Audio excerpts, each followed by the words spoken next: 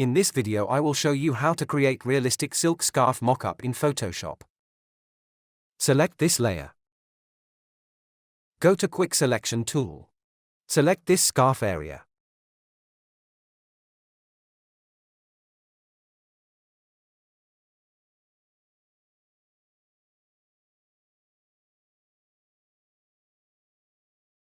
Press Ctrl J to make a copy.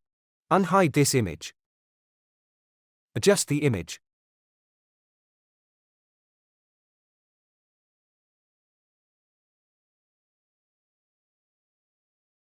Alt-press create a clipping mask. Change the blending mode to multiply. Right-click and choose blending option. Alt-press move. Press OK. And before and after. That's it. Hope you liked it. Please subscribe my YouTube channel for more tutorials.